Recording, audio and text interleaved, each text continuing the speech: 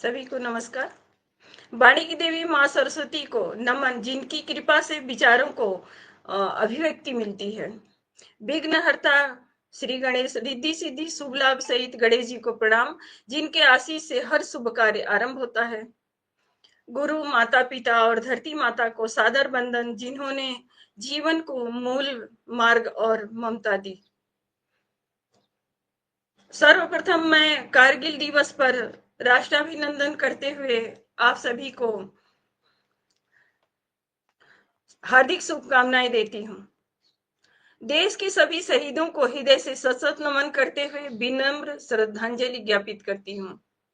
आज पब्लिक की विशेष मांग पर वंदे मातरम ब्लॉग पर एक बार फिर स्वागत करते हैं एक ऐसे दिव्य व्यक्तित्व का जो एक सशक्त हस्ताक्षर है और किसी परिचय के मोहताज नहीं है। भूतपूर्व ग्रुप कैप्टन विजयकांत वर्मा जी भारतीय वायुसेना के वरिष्ठ अधिकारी के रूप में देश की रक्षा में समर्पित रहे। सेवानिवृत्ति के बाद उन्होंने शिक्षा को अपना जीवन लक्ष्य बनाया। रविन्द्रनाथ टैगोर विश्वविद्यालय भोपाल के कुलपति तथा डॉक्टर सीवी रमन विश्वविद्यालय वैशाली बिहार के चांसलर के पद पर रहते हुए शिक्षा जगत को दूरगामी योगदान दिया।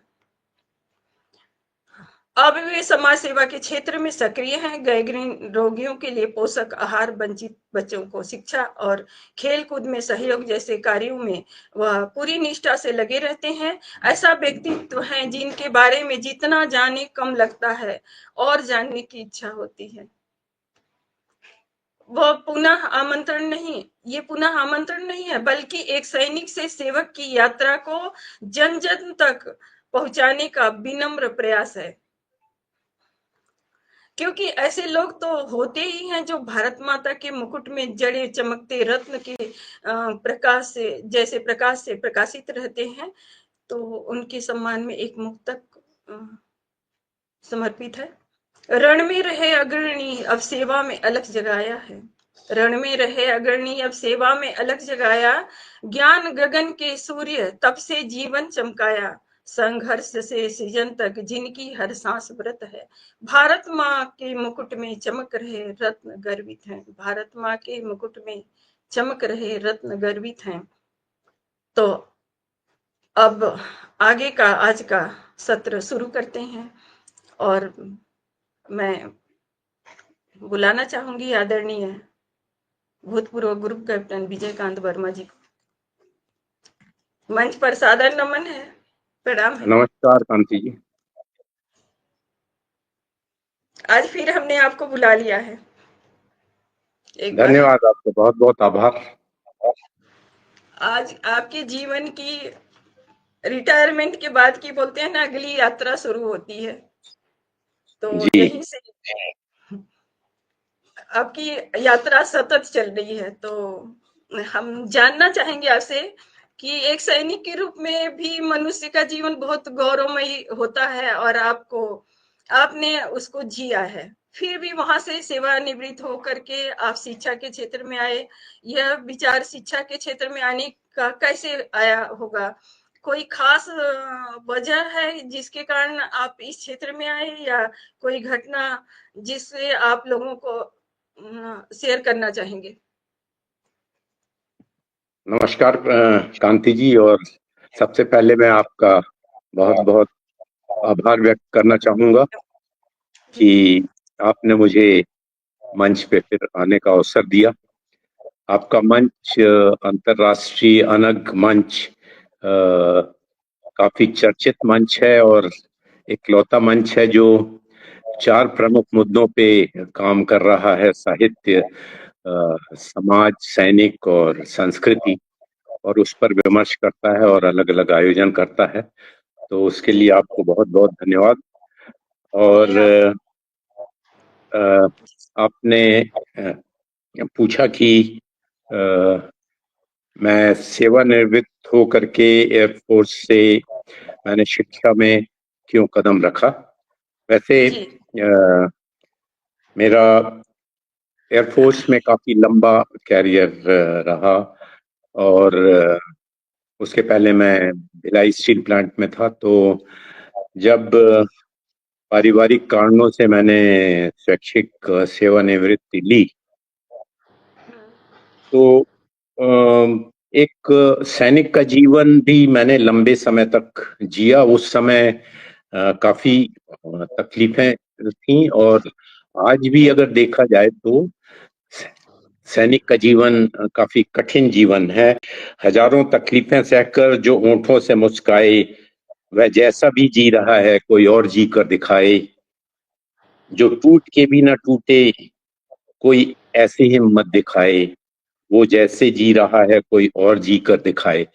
तो सैनिक का जीवन तो बहुत कठिन है, अब भी कठिन है, क्योंकि मैंने बिल्कुल। उसको करीब से देखा था और जिया भी था।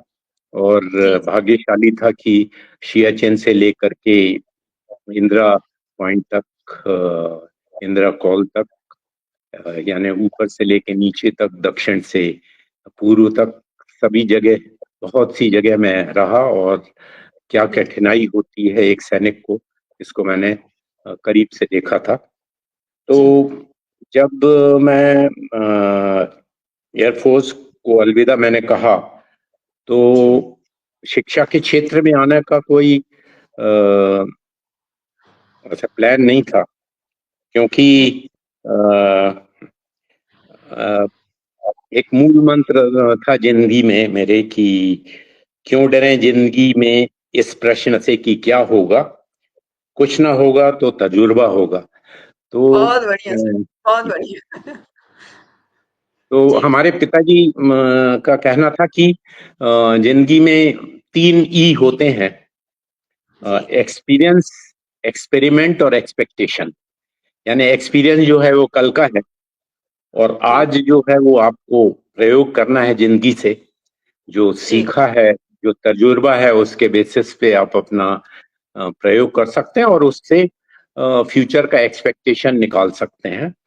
तो जी, जब मैं एयरफोर्स से निकला, जी, तो अ, इसमें आने की कोई अ, शिक्षा में आने का कोई प्लान नहीं था। लेकिन ऐसा हुआ जी, कि मैं भोपाल आया, और जी, भोपाल में मेरे मित्र दो थे। एक दोनों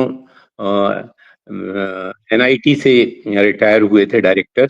एक जी, जी, मित्तल साहब थे, प्रोफेसर मित्तल, और एक प्रोफेसर बंदोपाध्याय। तो इन हाँ लोग जी, उस समय बरकतुल्लाह यूनिवर्सिटी में ये बंदोपाध्याय जी थे। और जी, मित्तल उनने अपना एक नया प्राइवेट कॉलेज खोला था उन दिनों। पहला प्राइवेट कॉलेज इंजीनियरिंग का उनने ही खोला था। तो जी, उनके साथ मैं जुड़ गया।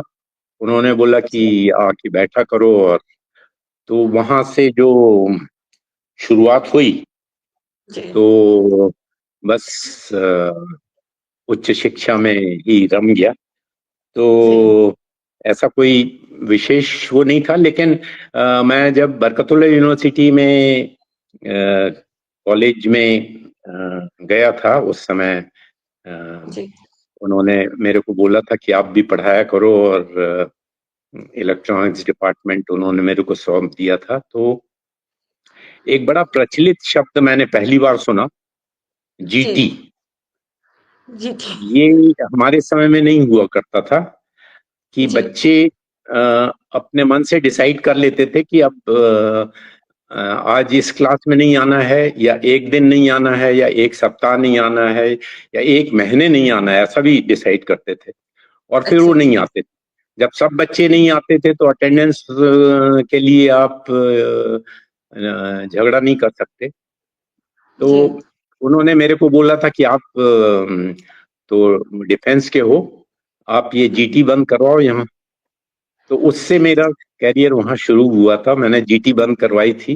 वो भी एक लंबी जी, कहानी है कि स्टूडेंट पॉलिटिक्स में आपको एज ए टीचर कैसे घुसना पड़ता है, और कैसे बच्चों की साइकोलॉजी समझ के, और कैसे खेल खेलना पड़ता है ताकि आप अपने मकसद में कामयाब हो सकें। तो इस तरह मेरा शिक्षा में प्रवेश हुआ, और जी। फिर उसमें 24 साल निकल गए।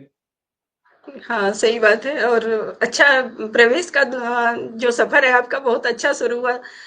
लेकिन शिक्षा के क्षेत्र में आए तो कैसा आपका अनुभव रहा? मतलब ये तो आपने बताया अभी, जी लेकिन जिंदगी, हाँ, कुछ विशेष शिक्षा घटनाएं जो, के जी बोलिए। नहीं, मैं ये पूछना चाहती हूँ कि आपका सफर बहुत अच्छा रहा, यहाँ से शुरू हो गया, तो कोई ऐसी विशेष घटना जिससे कि, इसमें हुई हो, जिससे कि आपका शिक्षा यहाँ से सफर की? अ, शिक्षा जो हमारे देश की है वो दुनिया में तीसरे नंबर की सबसे बड़ी शिक्षा है, बल्कि दूसरे नंबर पे पहुंचने वाली है। हमारे यहाँ मतलब 10 करोड़ से ज्यादा स्कूल हैं और 43,800 तो कॉलेजेस हैं, 1500 जी, यूनिवर्सिटीज हैं और उसके बाद 17 लाख हायर एजुकेशन में टीचर्स हैं। तो इतना जी, बड़ा सिस्टम है जी, और हम क्यों नहीं वर्ल्ड रैंकिंग में आ रहे हैं, जी, टॉप 50 में, टॉप 10 में। तो ये एक बड़ा सवाल है, जबकि अगर देखें तो हमारे यहाँ के जो पास आउट है वो बहुत अच्छा काम कर रहे हैं। दुनिया के जो टॉप कंपनीज हैं जी, उसमें 37 CEO हमारे यहाँ के हैं, चाहे गूगल हो, चाहे माइक्रोसॉफ्ट हो, IBM हो, इसके सारे जी, CEO हमारे यहाँ के हैं जो हुँ, 90 करोड़ डॉलर और 100 करोड़ डॉलर की कम से कम पैकेज पे काम कर रहे हैं। तो जी, ऐसा नहीं है कि यहाँ के पास आउट में कोई खराबी है। और जी, हमारा इसरो देख लीजिए, स्पेस साइंस देख लीजिए, DRDO देख लीजिए, तो जी, आउटपुट अच्छा है। लेकिन उसके बावजूद जो गुणवत्ता है शिक्षा में वो सिमट के रह गई है कुछ इंस्टीट्यूट्स में। अ, जी, और जो जनरल बाकी कॉलेजेस हैं, बाकी उस इंस्टीट्यूट्स हैं, बाकी यूनिवर्सिटीज हैं, जी, उसमें गुणवत्ता की बहुत कमी है। बल्कि तीन चीजों की कमी है। एक तो शिक्षकों की कमी है, मतलब क्वालिफाइड जी, शिक्षक। दूसरा जी, इंफ्रास्ट्रक्चर की कमी है और तीसरा क्वालिटी जो एजुकेशन होना चाहिए। तो मैं ये मान के चला था कि मैं भी इसमें कुछ कंट्रीब्यूट करूं। और जी, मैंने ये देखा कि हमारा जो पुरानी पद्धति थी उसको तोड़ दिया गया था। जी, शिक्षा में गुणवत्ता हमारी आती थी अम, चार चीजों से। यानी आप दिमाग से भी काम करते हैं, दिल से भी काम करते हैं, हाथ पैर और शरीर से भी काम करते हैं और आत्मा से भी काम करते हैं। तो इन चारों की शिक्षा भी होना जरूरी था। पहले गुरुकुल में ये हुआ करता था, जी, लेकिन जब भी आक्रांता लोग आए तो उन्होंने इस पे सबसे ज्यादा प्रहार किया जी, और इसलिए वो धीरे धीरे हम जो नालंदा, जब बाहर से लोग आया करते थे यहाँ पढ़ने के लिए, वो भी एक समय था। अट्ठाईस जी, परसेंट GDP दुनिया की हमारा देश देता था और वहां से हम अब इस स्थिति में पहुंच गए कि सारे बच्चे बाहर जाते हैं। तो जी, अब ये नई शिक्षा नीति आई है, वो कुछ काम करेगी। तो ये भी एक मेरे लिए मोटिवेशन फैक्टर था कि कहीं जी, कुछ मैं भी इसमें बदलाव ला सकूं। तो मैंने अपने स्तर पे बहुत से काम किए इसमें, अलग अलग जगहों पे। मैं बहुत सी हुँ, जगह रहा, 24 साल इसमें गुजारे।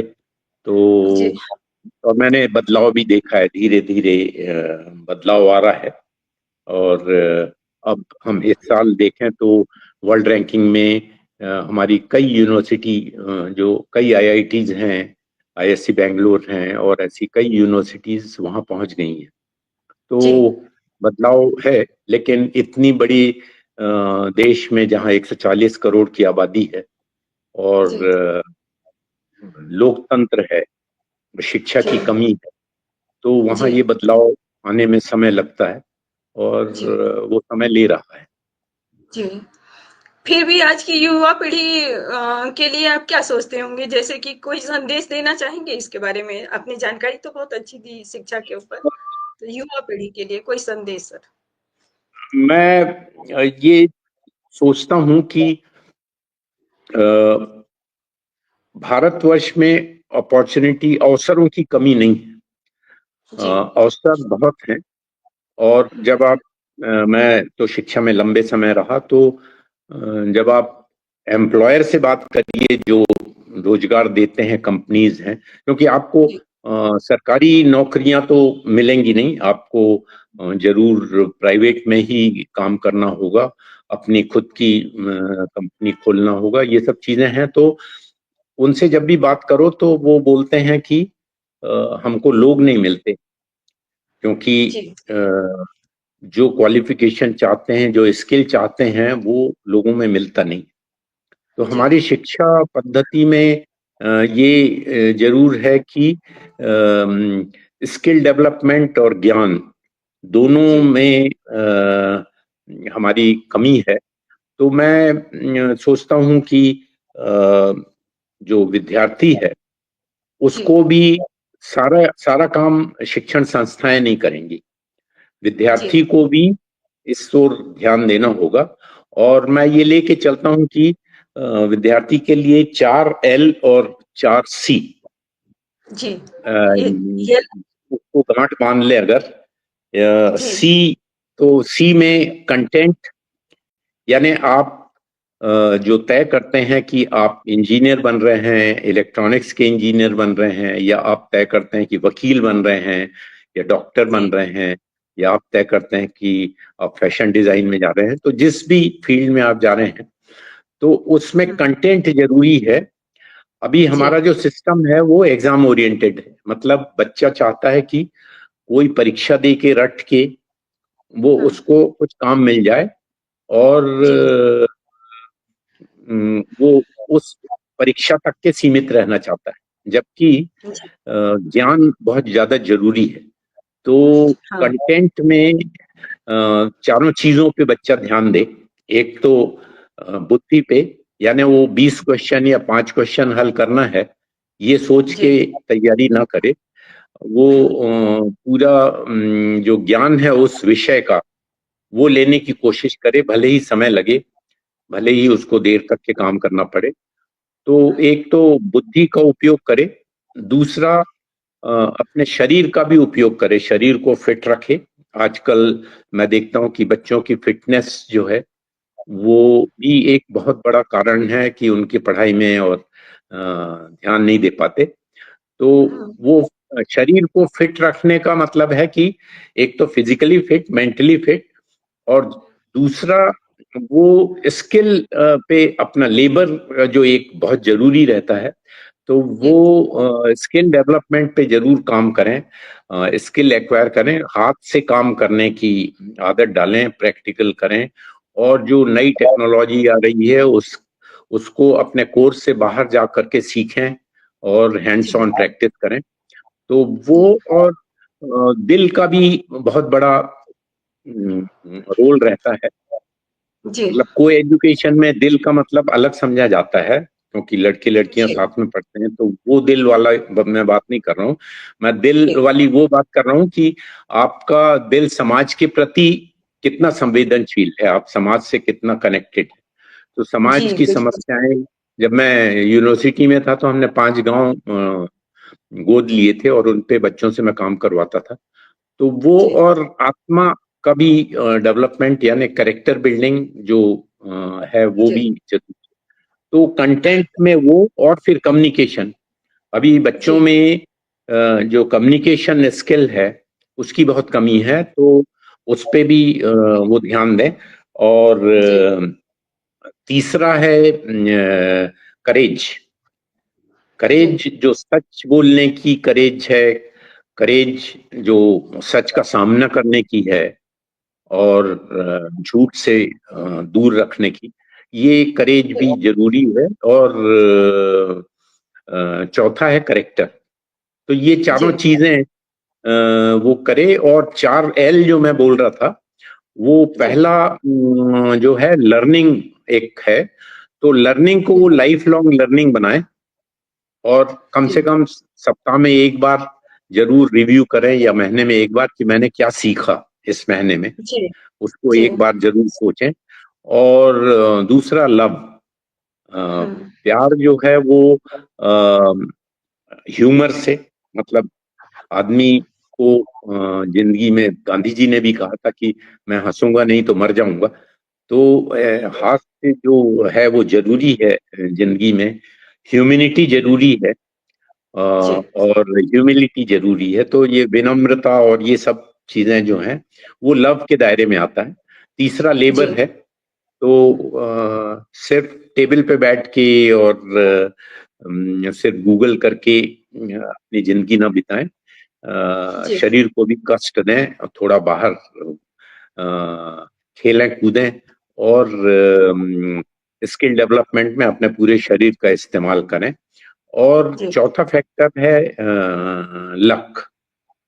लक जी जो है वो तीन चीजों से बनता है कि एक तो एफर्ट आपका क्या है, दूसरा आपका इंटेलिजेंस क्या है, और जी तीसरा आपका अवसर क्या है। ये तीन चीज मिलाकर के ही आपका आपकी किस्मत बनती है। तो जी किस्मत को दोष देने के बदले इन तीन चीजों का बैलेंस अगर बराबर करेंगे तो किस्मत साथ देती है। तो ये कुछ चीजें हैं जो मैं चाहता हूं कि विद्यार्थियों को इस पे ध्यान देना चाहिए। और जी सिर्फ सरकारी नौकरी के पीछे भागने के बदले जी नौकरी देने वाला बनने की भी सोचना चाहिए। जी, बिल्कुल सही सीख दिया आपने आज के युवाओं को। अपने आप को ठीक भी रखना है और सिर्फ पास होने के लिए नंबर के लिए पढ़ाई नहीं करनी है, बल्कि उससे ज्ञान अर्जित करना है। और मतलब आज के युवा अगर इसको अमल करें, तो मैं समझती हूँ कि इनकी सफलता कोई रोक नहीं सकता। और दूसरी बात कि नौकरी के पीछे ना भाग करके अपने बारे में सोचें, जो दूसरों को नौकरी देती है। सर मैं एक पहले आपने देश की सेवा की, फिर शिक्षा के क्षेत्र में आपने सेवाएं प्रदान की, उसके बाद साथ साथ ही आप समाज की समाज सेवा के क्षेत्र में आ गए और आपने एक समिति की स्थापना की, एमआरजी से के नाम से। कैसे, कब इसका विचार आपके मन में आया, मैं जानना चाहती हूँ। मैं क्या जानना चाहती हूँ, ये सब बहुत सारे लोगों का सवाल है, क्योंकि आज आपने युवाओं को शिक्षा दिया, लेकिन आपके बारे में मैं देखती हूँ कि लोगों की जिज्ञासाएं कुछ ज्यादा बढ़ती जा रही हैं, वो जानना चाहते हैं आपके बारे में। जी, ऐसा है कि जब मैंने उच्च शिक्षा से भी अलविदा लेने की सोचा इस साल शुरू में, तो उसके 2 साल पहले मैंने इस बारे में सोचा था कि यानी देखें तो ये मेरा 6वां रिटायरमेंट था, क्योंकि हर रिटायरमेंट के बाद मैं और मेरी पत्नी सोचते थे कि अब नौकरी नहीं करेंगे, अब कुछ और काम करेंगे। लेकिन वो हर बार मोड़ जो है वो किसी दूसरी सर्विस में तब्दील हो जाता था। तो जब ये 6वीं बार, मैं ये मानता हूं कि हर बदलाव, जो भी बदलाव है, हर जी बदलाव के बाद एक मोड़ आता है, लेकिन सेवानिवृत्ति के बाद मैदान आ जाता है। तो वो अच्छा मैदान आपको आराम करने की भी कभी निमंत्रण देता है, खेलने का भी निमंत्रण देता है, और बिल्कुल उस मैदान में कुछ उगाने का भी निमंत्रण देता है। तो जब मैंने इतने 55-56 साल सर्विस करने के बाद जी सेवानिवृत्ति ली, तो मेरे बहुत से जो घर में जूनियर लोग थे और जो साथ वाले थे वो ऑलरेडी रिटायरमेंट ले चुके थे। और घर में सभी बोलने लगे कि अब बुढ़ापा आ गया है, अब आप ये सब काम वाम छोड़िए, घर में आराम करिए। लेकिन तो बुढ़ापा तो सर आज है आपका। हाँ, तो मैं उनसे यही बोलता था कि जी उम्र का बढ़ना तो दस्तूरे जहां है यारो, हाँ। दिल को बच्चा बनाए रखा तो बुढ़ापा कहाँ है यारो। तो मैंने सही बात।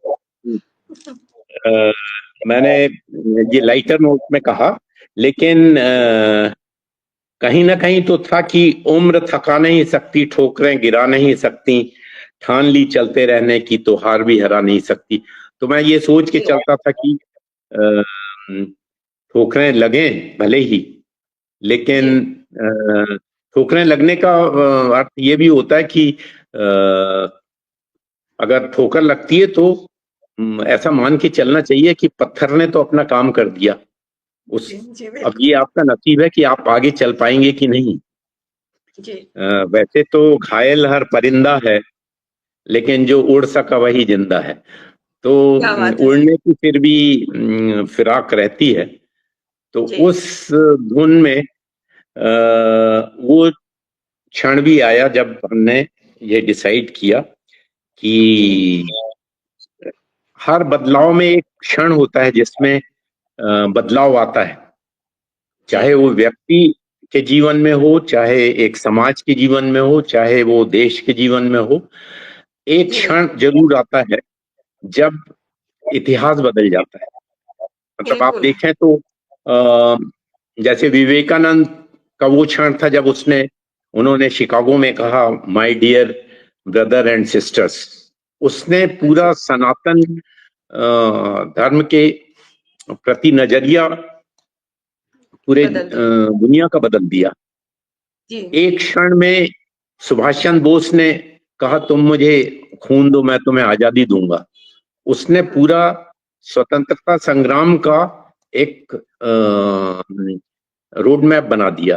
रानी झांसी जी, ने जब कहा कि मैं अपनी झांसी नहीं दूंगी, जी, तो नारी सशक्तिकरण का एक उन्होंने पूरा रास्ता बना दिया।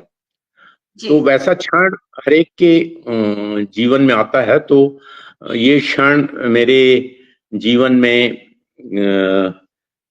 मेरे जन्मदिन और मेरे मैरिज डे पे 2022 7 जुलाई को मेरे मन में ये विचार आया कि एक दो साल बाद हम जब यहाँ से जाएंगे तो क्या जी, करेंगे। जी, तो ये मेरे दिल में ये विचार था कि जी, ये क्षण जो है, जो मैंने डिसाइड किया है कि मैं कुछ समाज के लिए करूंगा, जी, तो ये क्षण मेरे जिंदगी में बहुत महत्वपूर्ण है। बल्कि मैंने एक एक उस क्षण पे एक कविता भी लिखी थी।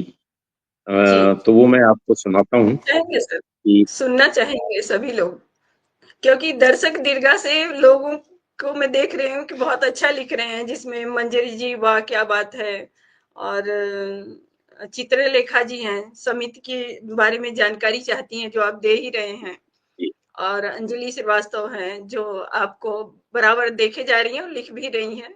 तो इस तरह से इन सभी लोगों का पूरी तरह से आपकी तरफ ध्यान है सर, ये सभी लोग सुनना चाहते हैं। तो सुनाई तो दीजिए। मैंने लिखा है कि युगों ने कहा क्षण भंगुर है जीवन, जी, पर क्षण है कितना बड़ा जाने किसे पता। रावण के लिए राम ने वह क्षण वनों में भटकते बरसों खींच दिया। जी, दुर्योधन के लिए उस क्षण ने अक्षौहिणी सेना को लहू से सींच दिया।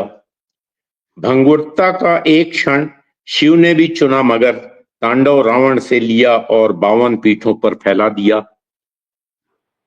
क्षण हिटलर का हो, सुभाष का, शिवाजी का या औरंगजेब का, रामानुज का या शंकराचार्य का, विवेकानंद का या मुसोलिनी का, इतिहास ने उस क्षण से नायक और खलनायक गढ़ा।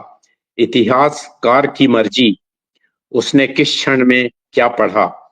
इस युग में कहाँ इतिहासकार तुलसी, वाल्मीकि, वेद व्यास जैसे। अब तो जिसने जैसा चाहा लिखा, मन की काले पन्नों पर उड़ेल दिया। मगर हम जड़ों की सुने, अंतर्मन को गुने। जीवन क्षण भंगुर नहीं, कर्मों का विस्तार है। चाहो तो गगन से फैलाओ, अन्यथा बिंदु से छोटा आकार है। तो वो क्षण वाह! मेरे लिए बिंदु से छोटा आकार था, और उसको मैं जी, चाहता था कि गगन की तरह फैल जाए। तो उस विस्तार हो जाए। सोच से मैंने अपनी पत्नी और माता पिता और बड़े भाई के नाम पर एक संस्था बनाने की योजना बनाई, MR गीता चंद्र वेलफेयर सोसाइटी। M मेरे पिताजी का नाम है, और जी, मोतीलाल, और मेरे बड़े भाई का नाम है रजनीकांत, और गीता मेरी पत्नी का नाम है, मेरे जीवन की गीता। और चंद्रकला मेरी माता जी का नाम है। तो MRGC वेलफेयर सोसाइटी के नाम से मैंने एक संस्था बनाई।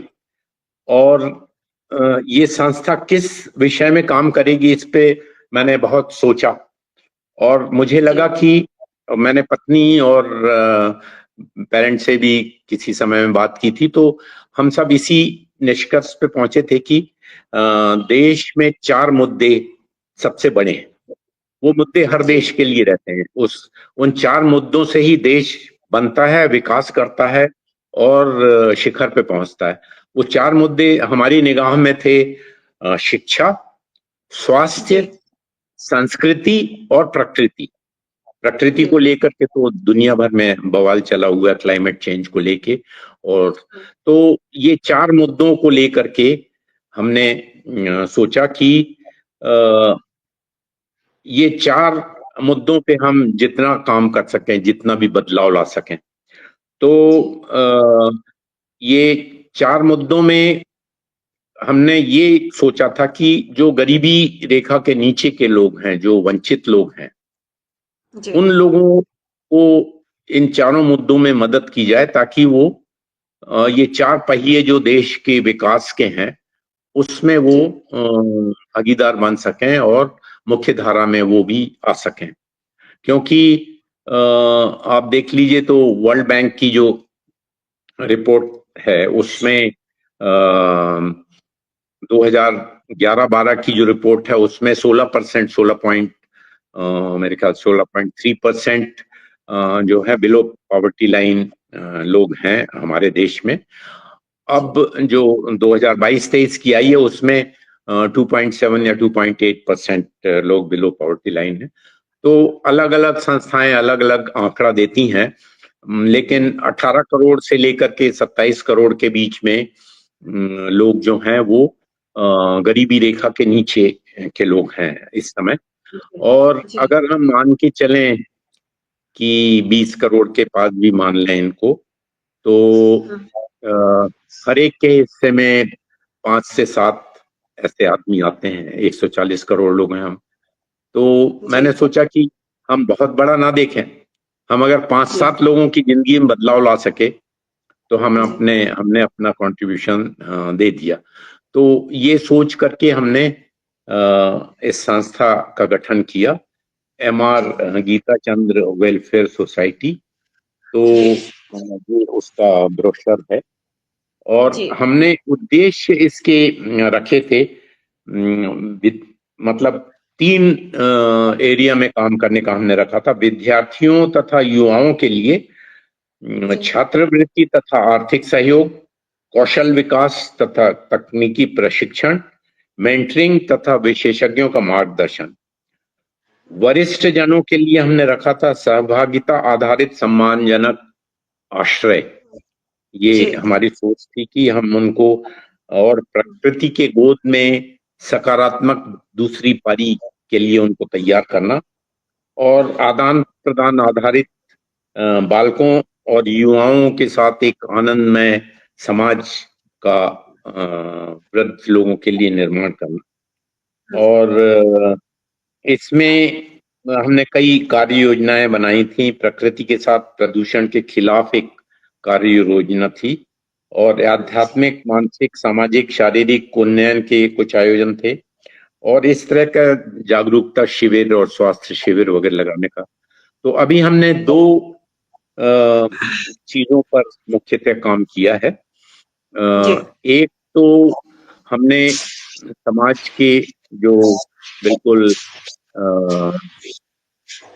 आर्थिक रूप से कमजोर सेक्टर है उसमें जो प्रतिभावान बच्चे हैं, तो हमने 2 साल पहले ऐसे करीब 25 बच्चों को चुन के लिया था जो आर्थिक रूप से काफी कमजोर थे, स्कूल के बच्चे थे। तो उनको छात्रवृत्ति दी और उनको इस 4 बिंदुओं पर, शिक्षा, स्वास्थ्य, संस्कृति और प्रकृति, इस पे जागरूक करने की और इस पे सहभागिता की उनको कोशिश की, और उसके अच्छे परिणाम हमको मिले हैं। क्योंकि जो पहला बैच है उसमें 2 ऐसे बच्चे हैं एक मुकेश है और दूसरा गंगा करके एक लड़की है। तो जी मुकेश ने तो मोहित ने तो 10th में 8th से हमने उसको स्कॉलरशिप देना शुरू किया था और मेंटरिंग करना। तो 10th में तो उसने 98% मार्क्स ला करके रिकॉर्ड बनाया। और जी गंगा रावत ने भी इस तरह का रिकॉर्ड बनाया। और एक बच्ची थी मान्या, उसको हमने जी स्पोर्ट्स में वो किया था, प्रमोट किया था। तो वो भी वुशु गेम में नेशनल तक इस साल पहुंच गई है। तो जी इस तरह कुछ अच्छे परिणाम, सभी बच्चों ने अच्छा किया है। तो जी इससे वो उत्साहित होकर के हम थोड़ा इसको और बढ़ाने की कोशिश कर रहे हैं, ताकि और इसको बढ़ाया जा सके और बच्चों को भी इसमें लाया जा सके। और दूसरा हमने एक गीता माधुरी रसोई करके क्लाउड किचन बनाया है, जी जहां से ये कुपोषण को दूर करने की देखें अगर तो जो आंकड़े हैं उसके हिसाब से करीब करीब 3 करोड़ बच्चे कुपोषित हैं जी पूरे देश में। जी और कुपोषण की जो दर है वो जी हालांकि घट रही है, लेकिन हमने सोचा कि हमारे तरफ से भी ये प्रयास होना चाहिए कि जितनी भी सीमित आकार में हम इसमें देश की मदद कर सकें और कुपोषण जी को कम कर सकें, स्वास्थ्य के प्रति जागरूकता पैदा कर सकें, तो वो जी हम करेंगे, उस दिशा में हम काम करेंगे। अब इस बात में ये पता चला सर, एक दिन जिस दिन आपका दिन था, मैरिज एनिवर्सरी थी, उस दिन आपने सोचा और एक छोटा सा संकल्प कहेंगे और जिसने इतना विस्तार रूप ले लिया है ना, इसके आपने 4 स्तंभों पर खड़ा करने के लिए 4 स्तंभ बनाए, जिस पर 2 पर आपकी संस्था कार्य कर रही है। और जहां तक मैं देख रही हूँ सर कि वो संस्था, हम ये सोचते हैं कि आज जो जिस तरह से वो आप अपने दम पर कार्य कर रहे हैं उसका विस्तार होता रहे। इसके बीच में चित्रलेखा जी लिख रही हैं कि बहुत अच्छा होमवर्क करके आते हैं सर, साक्षात्कार के लिए आपसे बहुत कुछ सीखने को मिलता है। इनका जवाब आप दे दीजिए, फिर मैं शिक्षा में आपसे रहा आगे हूं तो होमवर्क देने की आदत थी बच्चों को, तो होमवर्क थोड़ा बहुत तो करना ही पड़ता है। जी अच्छा। और सर, इमरजेंसी संस्था के तहत आप गैंग्रीन पेशेंटों को भोजन उपचार वगैरह की व्यवस्था करते हैं, तो वो किस तरह से करते हैं आप? क्योंकि ये बहुत ही ये अद्भुत ऐसा हुआ कार्य है। कि जी हाँ, मतलब इसी के बारे में जानना चाहती हूँ कि ये जी अद्भुत कार्य है और सराहनीय भी है, आप किस तरह से करते हैं? खुद जी के दम पर कर ऐसा हुआ कि जब हमने ये क्लाउड किचन बनाया, तो जी, पहले दिन उस दिन जिस दिन हमने ये शुरू किया, वो मेरी पत्नी की पुण्यतिथि थी। तो जी, मैंने कहा कि ये जो खाना है ये ठीक और ठीक ठाक जगह पर पहुंचे, मतलब इस न्याय हो इस खाने के साथ में, और इससे जी, किसी को वाकई में उसकी उसमें बदलाव आए। तो हमने उस दिन बहुत घूमे पूरे शहर में और ढूंढते रहे, लेकिन वैसे बहुत कम लोग मिले हमें। और फिर ऐसा हुआ कि मेरा भतीजा है दीपक, अ, वो मेडिकल के फील्ड में रहा है और उसके बहुत से क्लासमेट अलग अलग अस्पतालों में और क्लिनिक में काम करते हैं, क्लिनिक जी, चलाते हैं। तो जी, जब उन लोगों से बात हुई स्वास्थ्य को लेके, क्योंकि हमने स्वास्थ्य शिविर भी लगाने की बात की थी, तो उन्होंने कहा कि एक ये गैंग्रीन वार्ड है जो जी, मध्य प्रदेश में इकलौता वार्ड है वहां, जहां करीब करीब ऐसे मरीज आते हैं जो जीवन में काफी निराशा रहती है उन्हें, क्योंकि गैंग्रीन से छुटकारा मिलना थोड़ा मुश्किल काम रहता है, और उनके घर वाले भी बहुत से लोगों के वहां छोड़ के चले जाते हैं, तो निराशा का जीवन वो जीते हैं। तो उनको उनके जीवन में ये खाना जो है एक बहुत महत्वपूर्ण महत्व इवेंट रहता है पूरे जी, दिन में, उनका जो खाना है, क्योंकि वो जी, अ, उसी का रास्ता देखते हैं खाने का। तो आप अगर इनको कुपोषित भी हैं ये, तो इनको अगर आप अच्छा पौष्टिक भोजन करा दें, तो इनके जीवन में थोड़ी सी आशा की किरण जगेगी। तो इस तरह हमने वो जी, वार्ड को पकड़ा। साथ जी, में टीबी वार्ड था, उसमें भी हमने दिया, और एक बच्चा वार्ड था, उसमें भी छोटे बच्चे आते थे। तो इस तरह से हमने इनको अ, इनको आइडेंटिफाई किया, और मतलब यहाँ भोजन देना शुरू किया।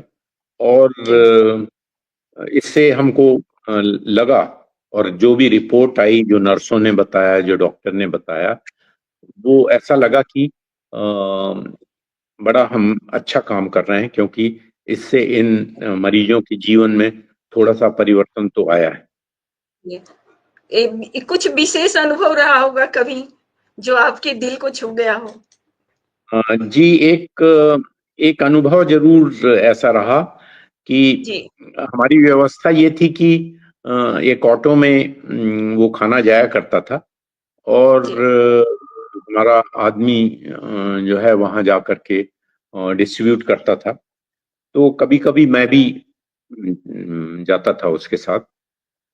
तो अच्छा, उस वार्ड में कुछ 30 से 40 पेशेंट्स का है। तो बहुत से जो पेशेंट्स हैं वो जमीन पे भी होते हैं, क्योंकि उनको अगर बिस्तर की कमी रहती है, तो उनका बिस्तर जी, जमीन पे भी लगाया रहता है। तो ऐसा हुआ कि जब मैं गया था, तो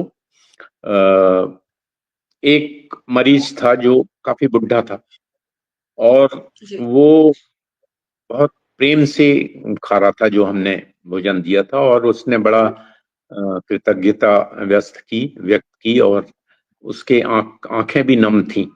तो जी, उसने उससे मैंने बोला कि खाना ठीक है। तो वो बहुत मतलब भावुक सा हो गया, और जी, उसने कहा कि साहब, मैं बहुत साल हो गए मेरे को जी, राजमा और चावल खाए, अच्छा, और आप अगर राजमा और चावल बनवा सकें किसी दिन, तो जी, बहुत मेरे को खुशी होगी। फिर ये हुआ कि मैंने बोला कि भाई दूसरे दिन ही उनको राजमा चावल और कढ़ी और कुछ मीठा ऐसा हमने मेनू चेंज जी, करके उनको दिया था। फिर वो नर्स का मेरे को फोन आया। जी, उसने बताया कि ये जो व्यक्ति है, उसने पूरा वो खाते समय आपको याद जी, करता रहा, और पूरे समय उसके आंखों से आंसू बहते रहे। अच्छा, ये उसके जीवन में इतना महत्वपूर्ण हो सकता है राजमा चावल किसी के जीवन में, ये जी, मैंने पहली बार महसूस किया। और एक दो दिन बाद दो नर्स का फोन आया कि उसकी हालत वैसे बहुत खराब थी, उस मरीज की। जी, तो उसकी डेथ भी हो गई। लेकिन मुझे ऐसा लगा कि मानो राजमा चावल के लिए उसकी जान अटकी हुई थी। तो बहुत ही ये अच्छा बहुत अनुभव भावुक। बताया।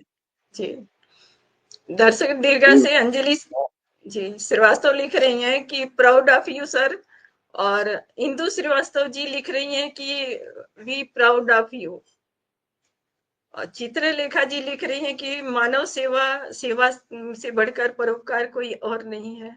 जो आप कर रहे हैं गैंग्रीन के लिए, पेशेंटों के लिए, बच्चों के लिए, उनकी सबसे बड़ी ज़रूरत को पूरा कर रहे हैं, ये सबसे बड़ा पुण्य कार्य है। ये सभी लोग आपको सुन रहे हैं और हौसला अफ़ज़ाई भी कर रहे हैं सर, क्योंकि सचमुच में इन लोगों को भोजन मतलब उसके लिए वो अमृत समान रहा होगा, जिसने इतनी कृतज्ञता व्यक्त करते हुए भोजन किया।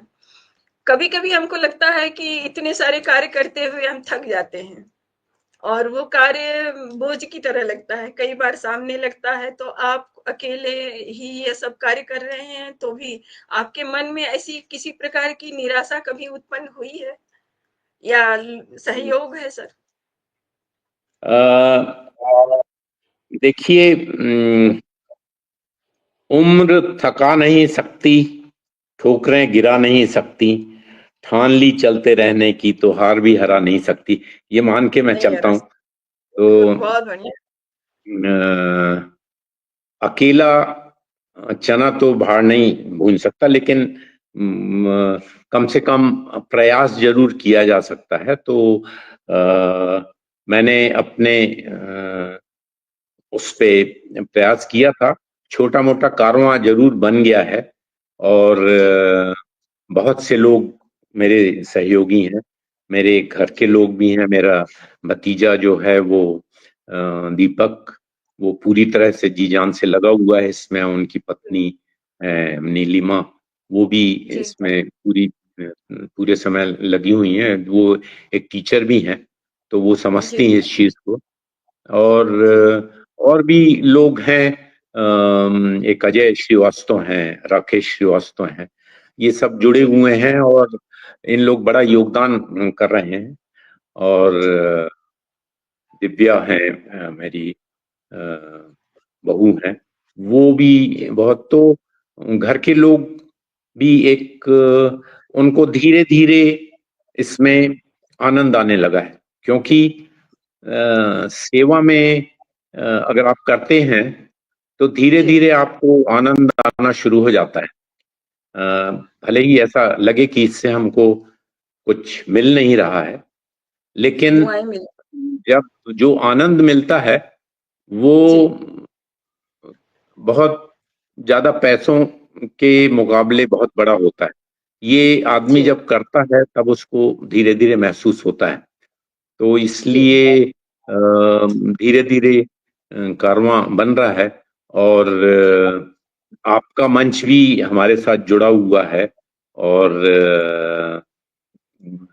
जब हाँ, दो जी, बड़े मंच मिल जाते हैं, जी, मेरा तो उतना बड़ा नहीं है, लेकिन एक और एक मिलके 11 भी होते हैं, और एक और शुरुआत हो एक चुकी है मिलके सर, 111 शुरुआत हो भी हो चुकी सकते हैं।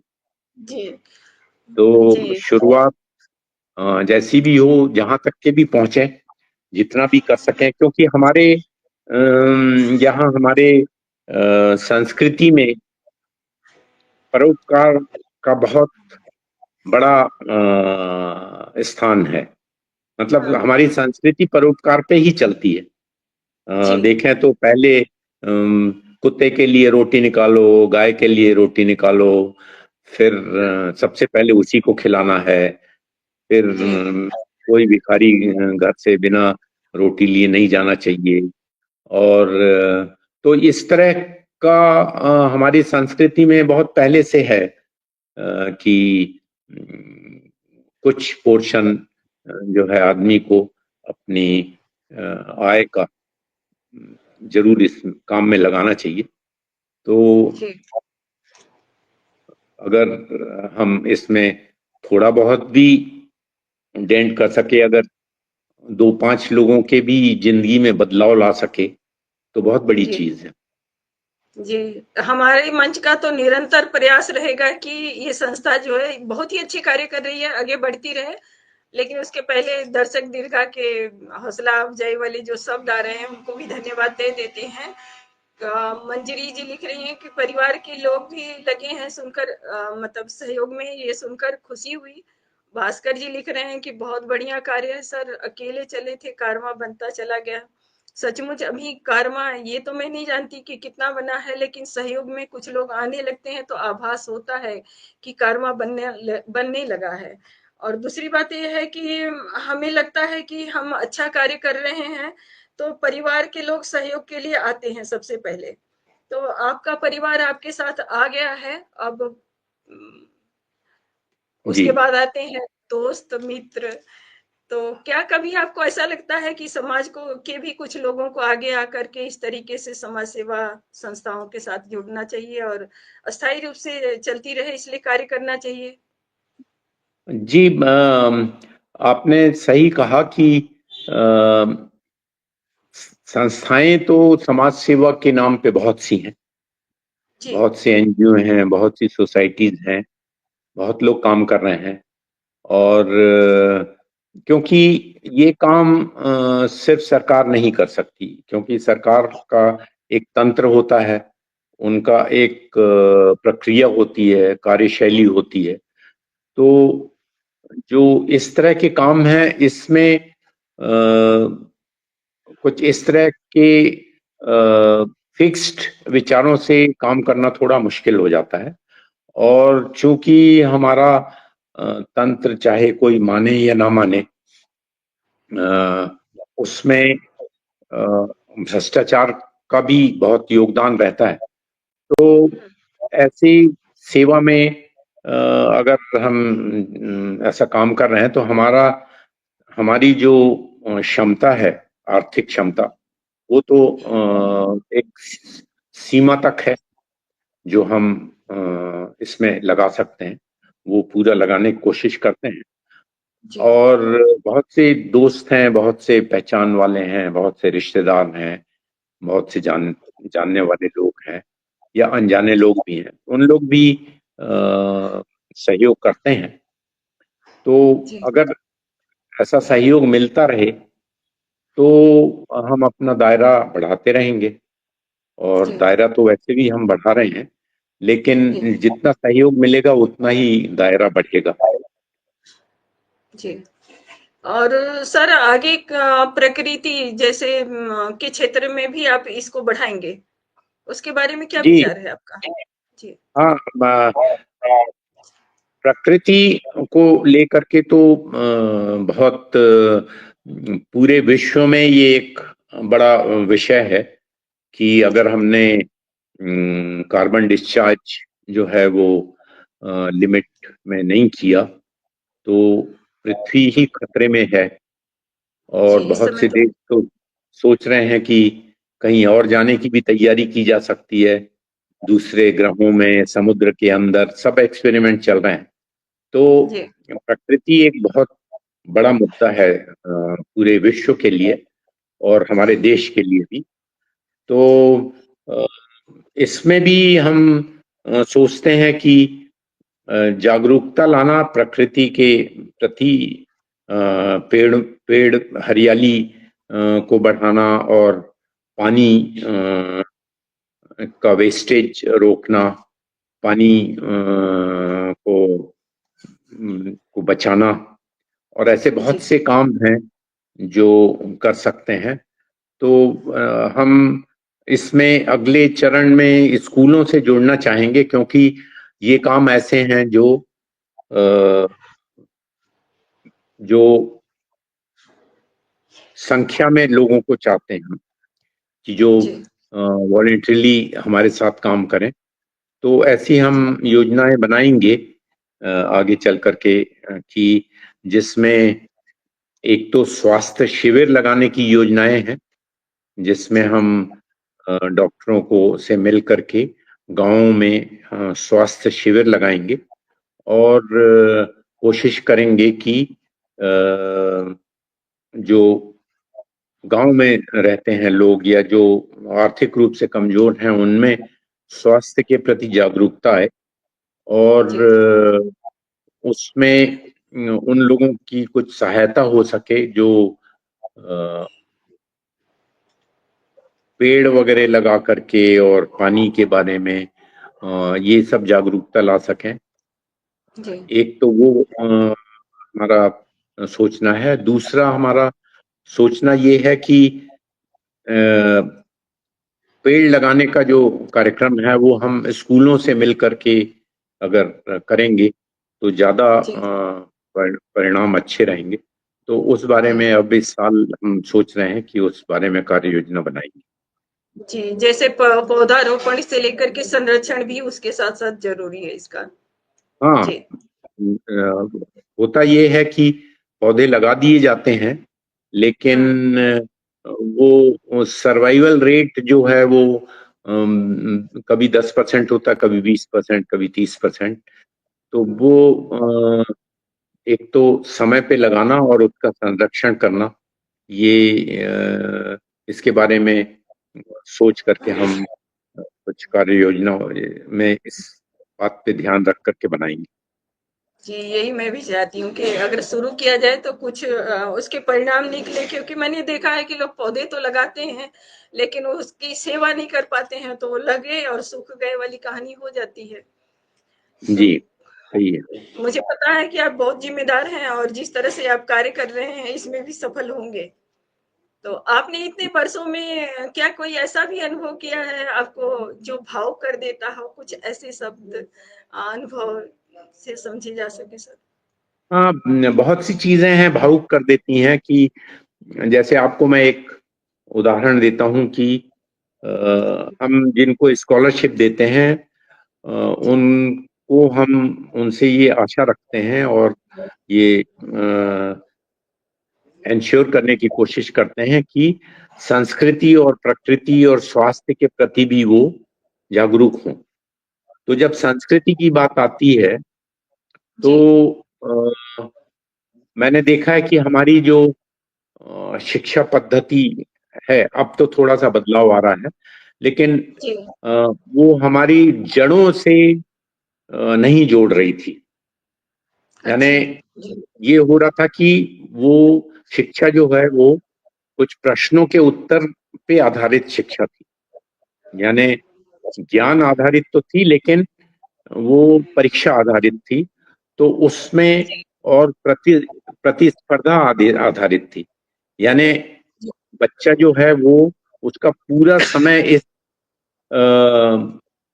इस उसमें लगा रहता था कि कितना परसेंट लाना है। 99.1% अगर आ गया तो ठीक है, अगर 98.9% आया तो उसका कैरियर खराब हो जाएगा, ऐसा उसको लगता था। तो जी। उसमें जो हमारे संस्कार हैं, संस्कृति है, उसके प्रति बच्चों का ज्ञान और बच्चों का एक्सपीरियंस वो कहीं पीछे छूट गया था।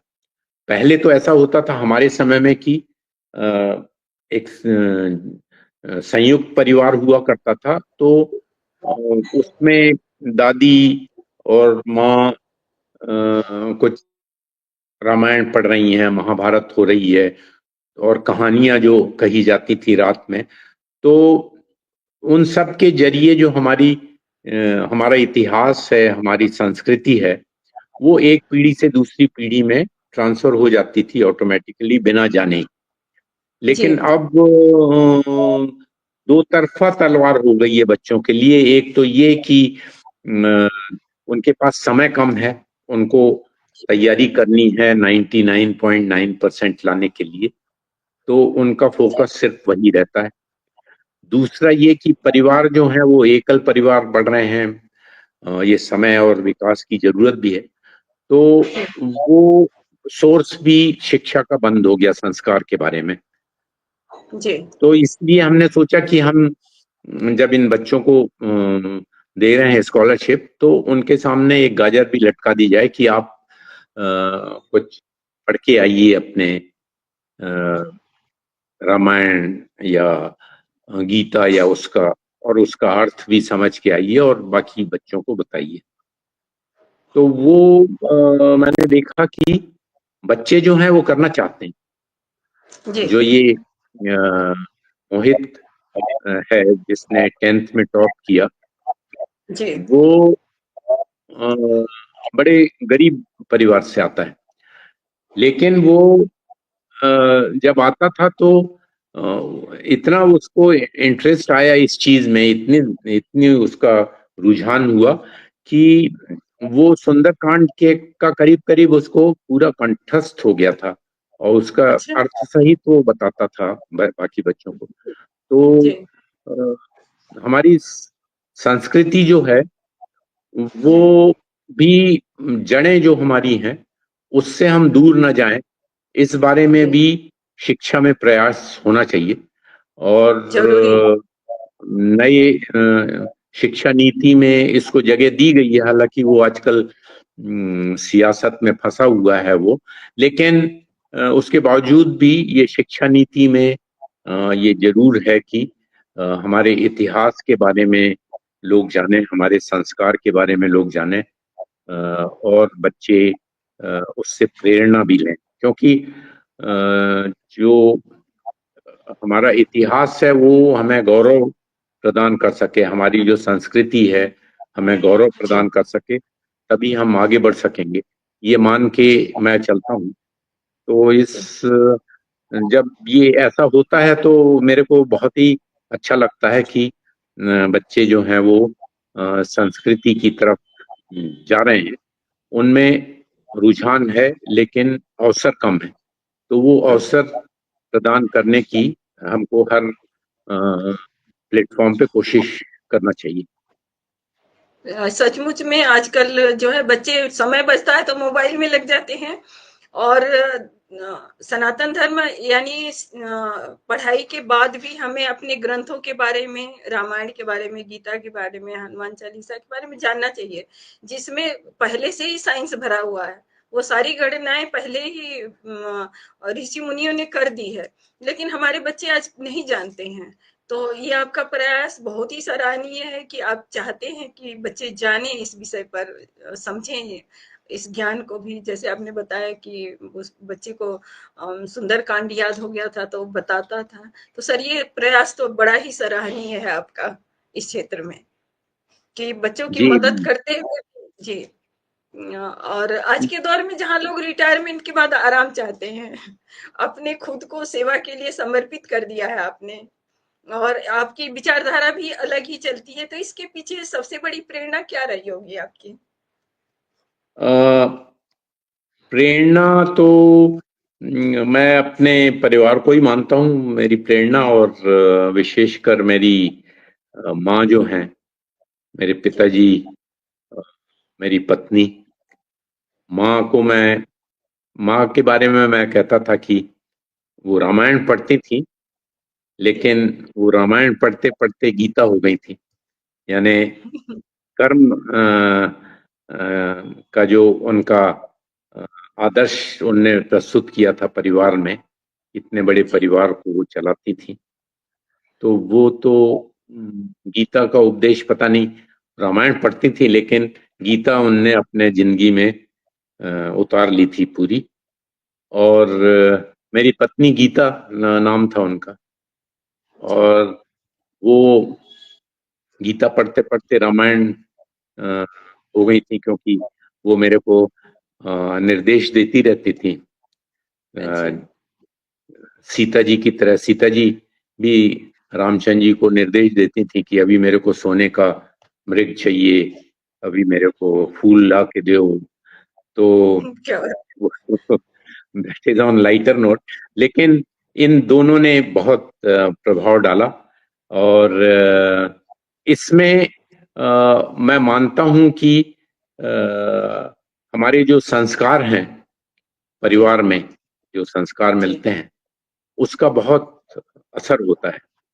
और अब मैं ये भी मानता हूं कि जो टेक्नोलॉजी जिस तरह से पिछले 20-30 सालों में एकदम से बढ़ी है, टेक्नोलॉजी जी। ने एकदम से क्रांति लाई है, जी। उसमें उसका सकारात्मक रूप भी है। जी। कई बार हम सोचते हैं कि वो नकारात्मक है, लेकिन जी। अ, उसका सकारात्मक पहलू भी बहुत शानदार है। और उस सकारात्मक पहलू का उपयोग करना, ये एक अवसर है। मैं ये मान के चलता हूं कि जो तकनीक में ये क्रांति आई है, ये एक जी। अवसर है जो आपदा भी ला सकती है और आपको अवसर भी प्रदान कर सकती है।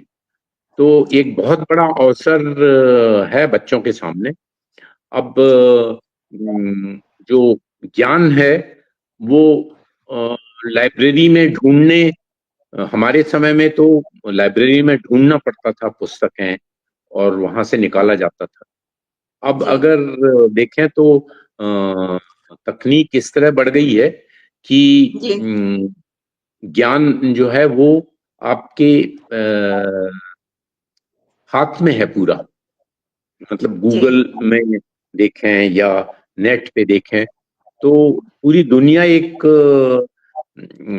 गांव में बदल गई है। वसुधैव कुटुंबकम का जो किसी जमाने में हमारा आदर्श था कि पूरी दुनिया एक कुटुंब है, तो अब तो जी वाकई में दुनिया एक कुटुंब हो गई है, क्योंकि एक गांव हो गई है, क्योंकि कम्युनिकेशन इतना अ, सफल हो गया है अब और इतना तेज हो गया है कि आप कहीं भी पहुंच सकते हैं, कहीं से भी कुछ भी ला सकते हैं।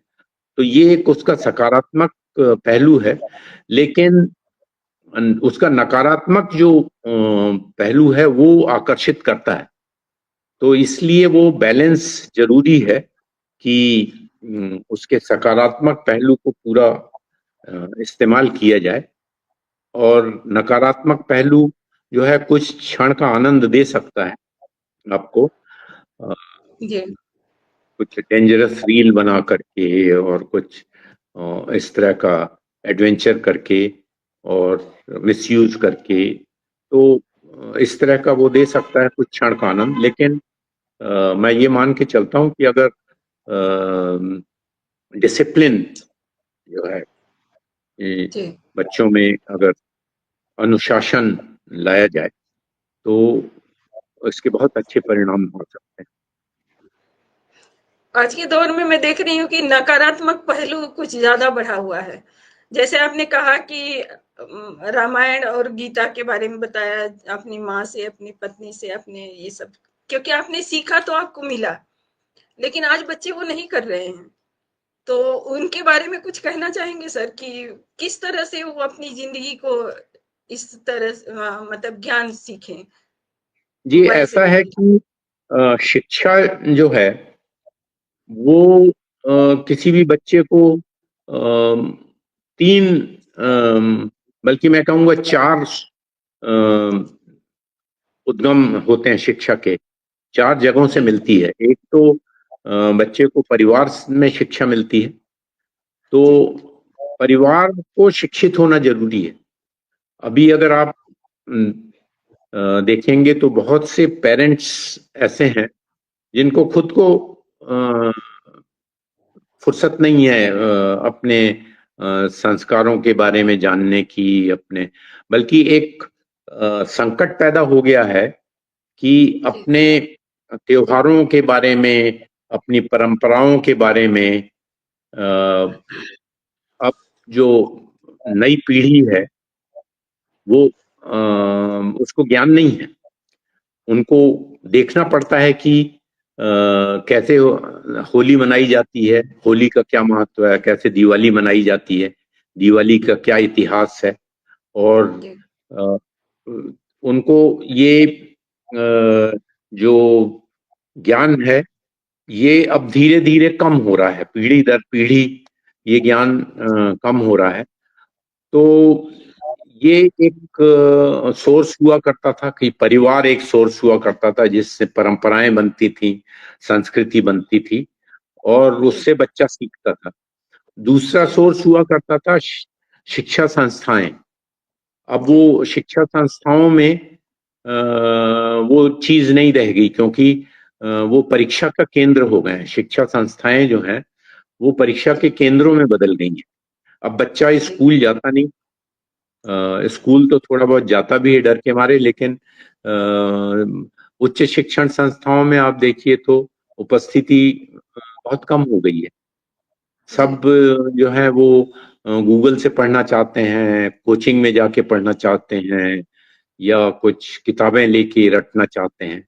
तो वो अ, भी बंद हो गया है। स्कूल जो शिक्षण संस्थाएं जो पहले संस्कार देने का काम करती थी, तो जी अब तो वो जो अनुशासन है वो भी खत्म हो गया है। अनुशासन की जो शिक्षा संस्थाओं से मिलती थी वो नहीं मिल रही है। फिर नहीं तीसरा हमारा सोर्स होता था समाज।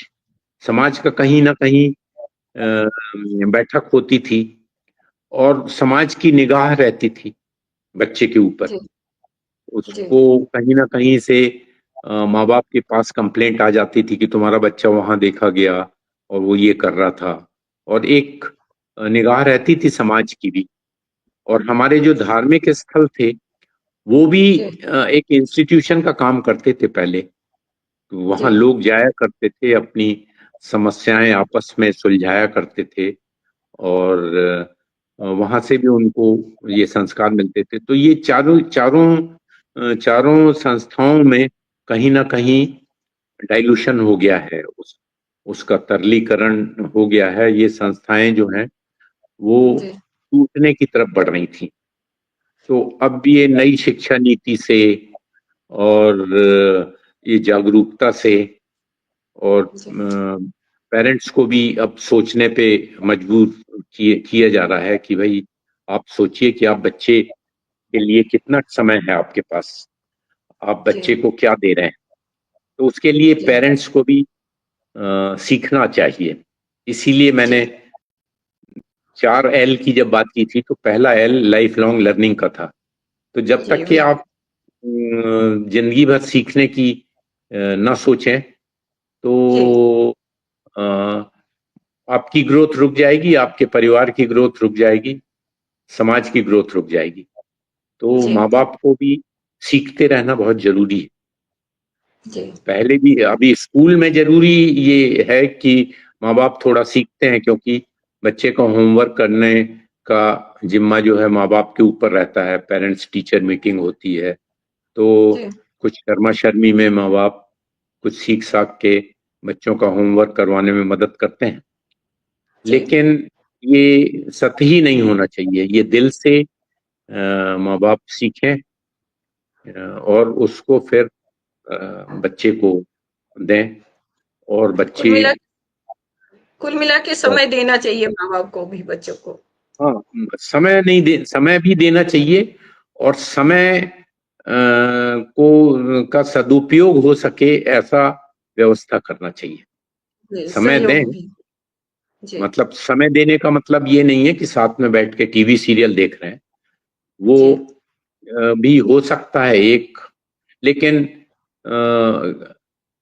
माँ बाप जो है साथ में बैठ के खाना खाने का समय कम हो गया है। जी परिवार एक साथ बैठ के कहाँ खाता है आजकल। जी और जो अ, आपस में एक्सचेंज होता है डाइनिंग टेबल पे वो भी बंद हो गया है। जी सोने का समय अलग अलग हो गया है। तो ये जी सब चीजें हैं, तो इसमें बैलेंस लाने का माँ बाप को कोशिश जरूर करना चाहिए। जी बिल्कुल सही कहा आपने। अब चित्रलेखा जी लिख रही हैं कि कांति दीप बहन वंदे मातरम ब्लॉग शुरू किए हैं, बहुत ही ज्ञानवर्धक लग रहा है। आज आपका बातचीत आपके साथ इनको बहुत पसंद आ रही है। भास्कर लिख रहे हैं बहुत ही शानदार है आपका साक्षात्कार। मंजरी जी लिख रही हैं कि बिल्कुल सत्य कह रहे हैं सर, बहुत अच्छा सुझाव है आपका। भास्कर लिख रहे हैं। तो इस तरह से सभी लोग आपको देख रहे हैं, सुन रहे हैं। अब देखिए सर, आप दो रास्तों पर आप चल रहे हैं, समाज सेवा के साथ साथ साहित्य सेवा भी कर रहे हैं।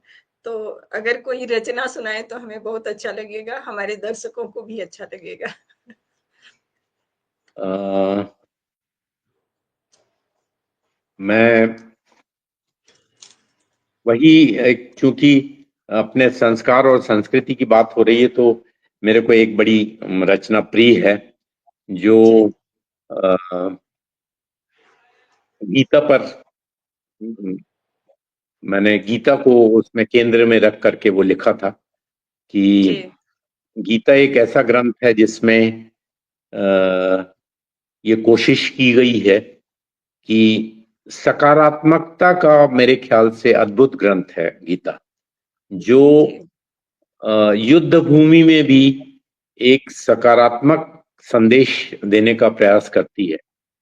और अर्जुन जो जिसको लगता है कि सब कुछ खत्म हो गया है, इस युद्ध से सब कुछ खत्म हो जाए, जो कि वाकई में सच भी था।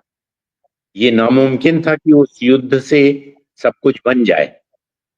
वो उस युद्ध से सबको मालूम था कि सर बहुत से लोग, लाखों लोग मारे जाएंगे, खूब खून बहेगा, सारी प्रगति रुक जाएगी।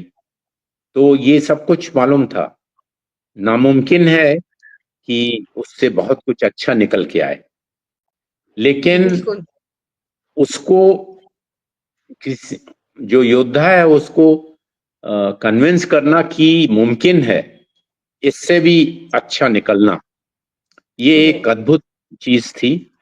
और इसीलिए ये ग्रंथ जो है वो पूरे दुनिया में मैंने बहुत देशों में देखा, लगभग सभी भाषाओं में इसका अनुवाद हो चुका है। मैं फ्रांस में लंबे समय में था, तो फ्रांस में बहुत से परिवार जिनसे मेरा संबंध था, वो इस ग्रंथ को अच्छी तरह से पढ़ के वो समझ चुके थे। लेकिन ये दुर्भाग्य देखिए कि हमारे देश में ये शिक्षा में गीता का जो ये ज्ञान है, जो दर्शन, ये धर्म का ग्रंथ नहीं है, ये दार्शनिक ग्रंथ है, ये एक जीवन दर्शन का सबसे उत्तम ग्रंथ है। तो उसको हमारे जो बच्चे हैं वो उससे अनभिज्ञ हैं, और उसको उसका संदेश देने के लिए रामायण महाभारत और ये सब तो गीता का ही संदेश देते हैं। तो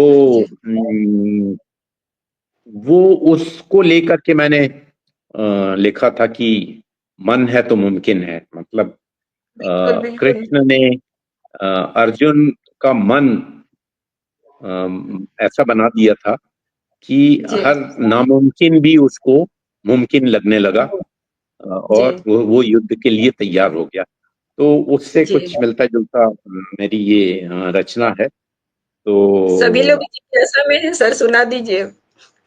हाँ, मन है तो मुमकिन, मन है तो मुमकिन है, हर बात जुबां पर आ जाए, यह बात तो मुमकिन कभी नहीं, हर बात तेरी सुन ली जाए, यह बात भी मुमकिन कभी नहीं, कुछ कह पाया कुछ कह ना सका, सोचा दिल में यह बात बड़ी, हर सोच को एक अंजाम मिले, यह बात तो मुमकिन कभी नहीं, खुली आंख के सपनों का है लुत्फ गजब तू लुत्फ उठा, हर सपना हो जाए पूरा, यह बात तो मुमकिन कभी नहीं, छोटी छोटी खुशियों से भी रस निचोड़ ले बूंद बूंद, हर खुशी की लंबी उम्र रहे, यह बात तो मुमकिन कभी नहीं, हर बात जुबां पर आ जाए, यह बात तो मुमकिन कभी नहीं, पाप पुण्य की सीमा में उलझ नहीं बस दिल की कर, हर पुण्य किए पर पुण्य मिले, यह बात तो मुमकिन कभी नहीं, हर बात जुबां पर आ जाए, यह बात तो मुमकिन कभी नहीं, घटा टोप अंधियारे के उस छोर उजाला राह तके, सूरज का घोड़ा रुक जाए, यह बात तो मुमकिन कभी नहीं, हर बात जुबां पर आ जाए, यह बात तो मुमकिन कभी नहीं, साथ गुजारे लम्हों के आनंद का साया साथ तो है, कोई साथ चलेगा जीवन भर, यह बात तो मुमकिन कभी नहीं, हर बात जुबां पर आ जाए, यह बात तो मुमकिन कभी नहीं,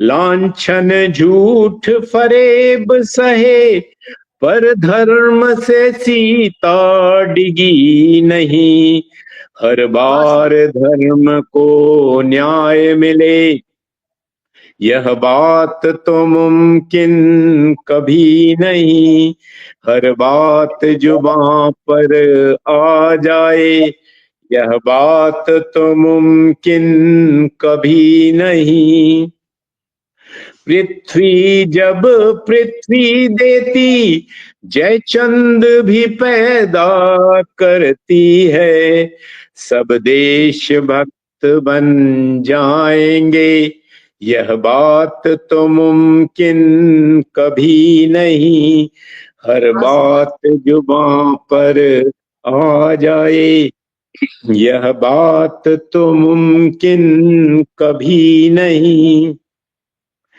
देश में परिवर्तन की बयार कुछ साथ चले कुछ उखड़ गए, सत्ता हरदम एक हाथ रहे, यह बात तो मुमकिन कभी नहीं,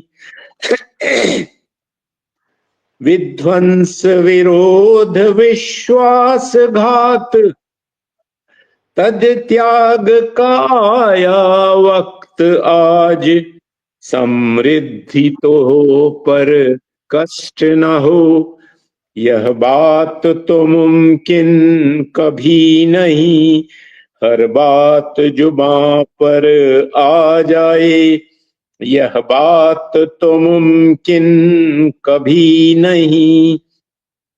अब कृष्ण का वर्षन, ये अर्जुन का वर्षन था, अब कृष्ण का वर्षन ये है।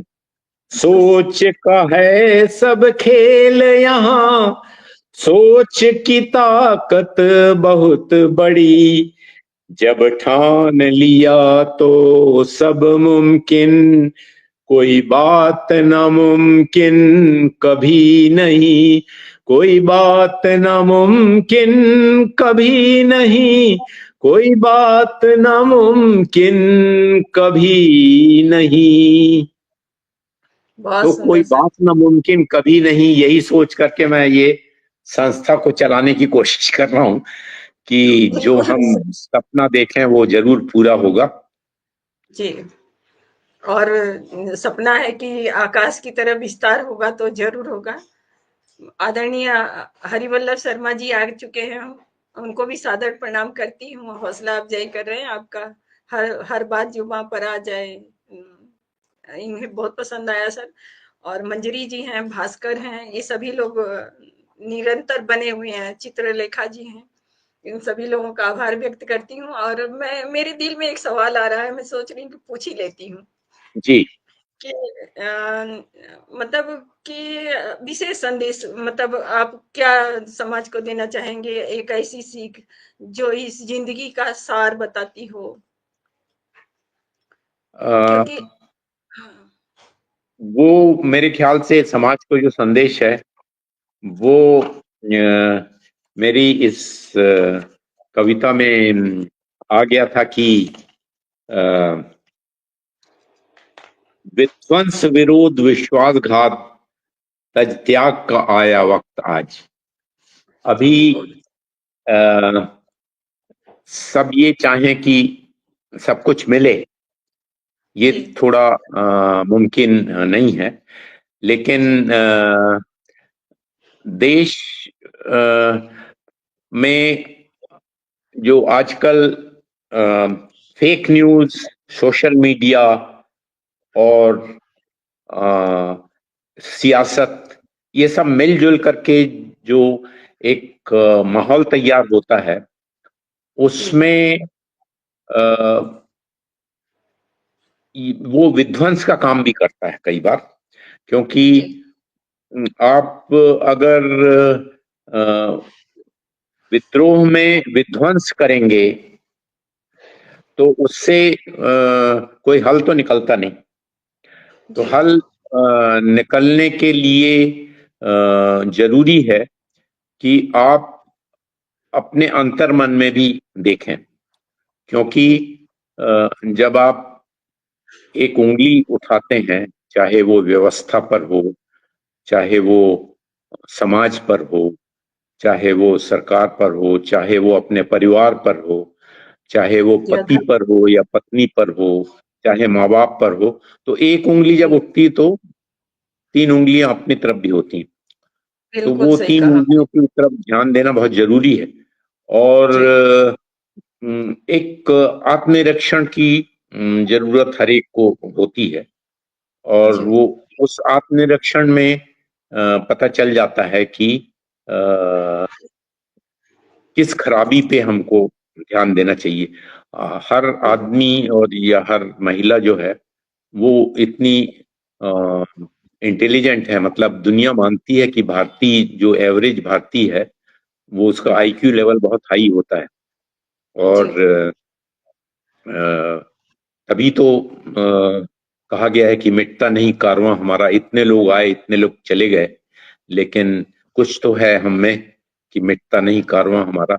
तो इस कारवां को चलाए रखने के लिए जरूरी है कि कारवां में जो लोग हैं वो आपस में मारकाट थोड़ा कम करें, और ये जरूर देखें कि वो अ, किस तरह से अपनी समस्या और समाज की समस्या दूर कर सकते हैं। एक आत्मनिरीक्षण की मेरे को लगता है पूरे देश को भी जरूरत है इस समय, कि कुछ सोशल मीडिया के बहकावे में, कुछ फेक न्यूज के बहकावे में, कुछ सियासत के आपसी खेल में जो आदमी है वो मोहरा के रूप में इस्तेमाल हो रहा है। तो वो जरूरी है कि मोहरा बनने से आदमी अगर बचे तो वो अपना भी भला कर सकता है और समाज और देश का भी भला कर सकता है। जी। क्योंकि आपका जो सफर रहा है जीवन का, बचपन से पहले एपिसोड में आपने बताया था कि बचपन से लेकर के शिक्षा और फिर उसके बाद एयरफोर्स में जाना, तो उसके बाद जो आपने रास्ते चुने, एक सैनिक के रूप में, फिर उसके बाद शिक्षाविद के रूप में, फिर उसके बाद आ गए साहित्य और अब समाज सेवा के रूप में।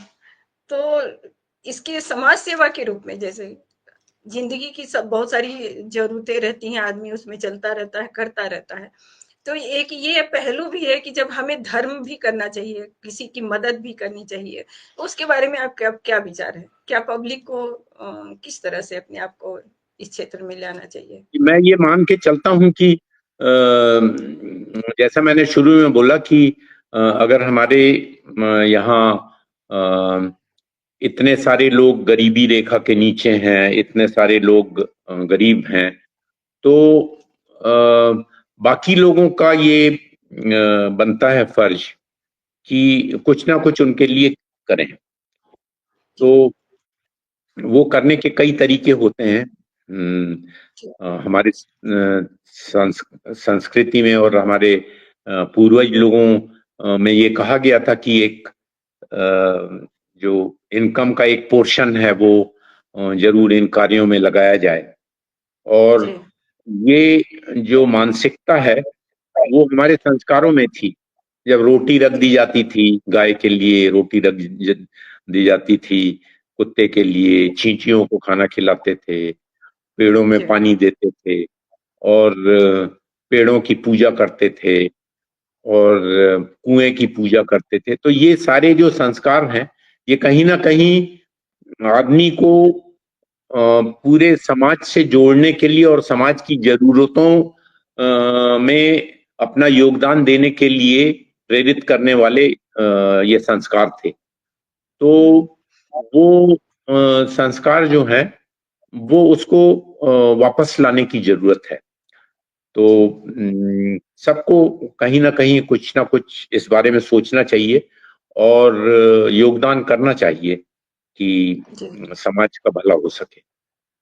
जी, जैसे कि था कि पहले जो संस्कार दिए जाते थे उसमें चिड़ियों का भी भला होता था, जानवरों का भी होता था, जी। पेड़ों में पानी दिया जाता था, हाँ। प्रकृति का संतुलन होता था, आपसी बातचीत होती थी जिससे भाईचारा भी बना रहता था। लेकिन वो हाँ। सब चीज़ें आज के युग में देखी जाएँ तो ना के बराबर हो गई हैं।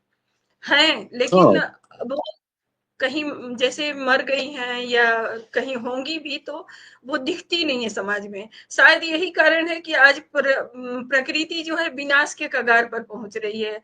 हम सोच तो रहे हैं कि चांद पर रहेंगे और समुद्र में रहेंगे, लेकिन इसी को क्यों नहीं ठीक करने के बारे में सोचते हैं कि प्रकृति फिर से बैलेंस हो हाँ, जाए। नहीं, इस बारे में बहुत सोचा तो जाता है, लेकिन जब ये पहले भी हुआ करता था, अब भी होता है कि जो पावर है वो हर कोई वो चाहता है अपनी अ, अपना वर्चस्व चाहता है पावर में। तो देश भी चाहते हैं।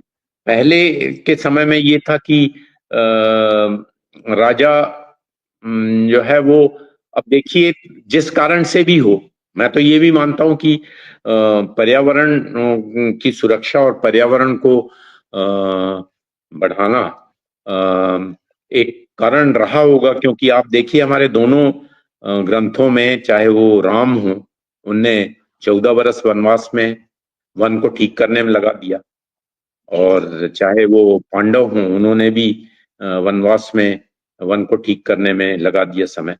तो जी, कहीं ना कहीं वो उन्होंने एक एग्जाम्पल सेट किया था समाज के सामने कि आप वनों की रक्षा करना जी, जरूरी है। तो जी, वो चीज जो है अ, लोगों में भी हो, अब आना चाहिए। जी, देशों में तो आना चाहिए। देश इतने सारे समिट हो रही है, उसमें वो डिसाइड करते हैं कि अ, ये किया जाएगा, वो किया जाएगा, लेकिन वर्चस्व के लिए वो लड़ाई भी लड़ते हैं आपस में। वर्चस्व जी, के लिए हथियार भी नए नए बनाते हैं। अब ड्रोन देख जी, लीजिए, ड्रोन जो है वो सैनिक रहित, मतलब पायलटलेस विमान है। उसमें कोई संवेदनाएं हो ही नहीं सकती। आप हजारों की संख्या में ड्रोन, चूंकि उसमें आपका कोई आदमी मर नहीं रहा है, और जी, अगी जो शत्रु है उसके, उसका कुछ भी मर सकते हैं, कितने भी लोग मर सकते हैं। तो ये जो संतुलन है, वो उसमें वर्चस्व होने का भी एक कारण है कि हर कोई वर्चस्व होना चाहता है। लेकिन होना वो जब आपस में मिलते हैं तो ये जरूर बात करते हैं। पेरिस समिट हो गई, या G20 हो गया, G7 हो गया, तो सबसे बड़ी बात पर्यावरण की ही होती है। और मैं नहीं बोलता, जी, नहीं कहता कि काम नहीं हो रहा है, जरूर काम हो रहा है इस पे। और भारत में ही देख लीजिए, हमने 2030 तक के उसमें कमिट किया था कि हमारा 50% जो पावर है वो सोलर से आएगा। तो वो हमने जी, अभी अचीव कर लिया। तो कहीं ना कहीं कोशिश जारी है, लेकिन ये जो इसमें जनता की भागीदारी है, वो थोड़ा जी, सा उसमें हम पीछे हो गए हैं, क्योंकि ये जागरूकता जनता में अभी कम है कि इससे जी, हमको क्या नुकसान होगा, और इस बारे में हमारा क्या कर्तव्य है। तो ये जी, सरकार और कुछ संस्थाओं और समाजों के ऊपर आ गया है। जी, तो इस बारे में जरूर काम होना चाहिए, और अ, शिक्षण संस्थाएं इसका बहुत बड़ा केंद्र हो सकती हैं, इसको, ये जागरूकता लाने के लिए। जी, शिक्षा व्यवस्था में बहुत बड़ा बदलाव चाहती है। अगर ऐसा चाहिए तो अगर हमारे पास 10 करोड़ स्कूल हैं, जी, हमारे पास 43,700 से ज्यादा कॉलेज हैं, और इतने 1,500 यूनिवर्सिटी हैं, तो ये बहुत जी, बड़ा हमारे पास बहुत बड़ी शक्ति है इसको जी, इम्प्लीमेंट करने के लिए। जो अभी इस्तेमाल नहीं हुई है, जो जी इसको इस्तेमाल होने की जरूरत है। इस पे जी रिसर्च की जरूरत है, इस पे सिलेबस तैयार करने की जरूरत है, इस पे कार्य योजना की जरूरत है, क्योंकि इतना बड़ा वर्कफोर्स और कहीं नहीं है जो यहाँ है जी और जी जिसको इस्तेमाल किया जाता जी। वैसे तो कहा जाए तो समय हो गया है पूरा, लेकिन एक आदरणीय हरिवल्लभ शर्मा जी ने कुछ लिखा है, जिस पर मैं सोच रही हूँ कि 2 बातें हो ही जाएँ आगे। इन्होंने लिखा है। है जी। कि दसमांश दान का संस्कार था हमारे जी। संस्कृत में, है ना? वो हाँ। दसमांश क्या है, 1% भी नहीं दिखता है। और जो लोग सही दिशा में कार्य कर रहे हैं, जो संस्थाएँ 10वां भाग भी एक एक समय था कि 10वां भाग जो है आय का, अभी जी, भी जैसे सिख कम्युनिटी में देखिए आप, तो 15% वो गुरुद्वारे में देते हैं, इसीलिए वो वहाँ लंगर वंगर चलते हैं। जी, ज्यादातर सिख जो हैं वो अपना दस जी, परसेंट तो किसी जमाने में हमारे जो मंदिर थे जी, और जो पूजा स्थल थे, वो इस तरह का कार्य करते थे, लोग वहाँ देते थे पैसे। आजकल भी बड़े बड़े जो हमारे धार्मिक संस्थान हैं, जैसे तिरुपति का वो हो गया मंदिर, या और भी जैसे अयोध्या में मंदिर बना है, और ये सारे मंदिर कुछ इस तरह का कार्य करते हैं, लेकिन हुँ, जितना होना चाहिए उतना नहीं हो रहा, ये मैं मानता हूँ। और अम, हमारे परिवारों में ये जो दान की का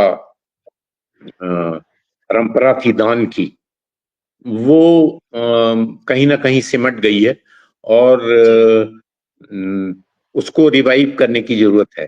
और उसको हुँ, कैसे रिवाइव किया जाए और कैसे सही लोगों तक पहुंचे, जी, ये जरूर समाज को सोचना चाहिए। और इस तरह की जो संस्थाएं हैं, जैसे मेरी संस्था है, वो भी इस तरह का कार्य कर रही है, तो इसको अगर इस तरह का दान मिले तो जी, हो सकता है हम और अच्छा काम करें। जी, तो ये जरूर है, हमारे संस्कारों में और परंपरा में तो था, लेकिन अभी धीरे धीरे ये कम हो गया है। जी। वैसे वंदे मातरम का सतत प्रयास रहेगा सर कि आपकी जैसी संस्थाएँ और आपकी संस्था के लिए कुछ ना कुछ अच्छा मतलब वही कारवां बनता जाए और ये संस्था हम रहे ना रहे चलती रहे वर्षों जी, तक, आपका सैकड़ों वर्ष। आपका बहुत बहुत धन्यवाद, आपका बहुत बहुत धन्यवाद। और आपका जो मंच है वो बहुत अद्भुत काम कर रहा है, और आपके मंच पे मुझे बुला करके आपने मेरे को एक इतना बड़ा मंच दिया कि मैं अपनी छोटी सी संस्था का काम लोगों तक पहुंचा सकूं, तो जी, उसके लिए आपका बहुत बहुत आभार।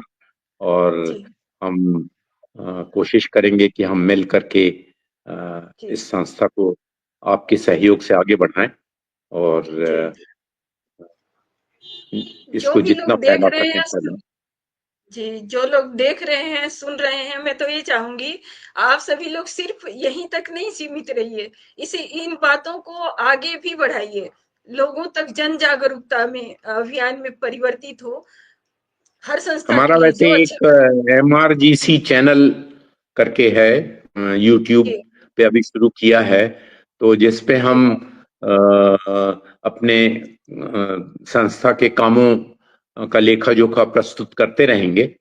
तो जी, अगर कोई देखना चाहे तो MRGC, MR Geeta welfare society channel के नाम से है। MR Geeta welfare society, MR Geeta Chandra welfare society के नाम से चैनल है।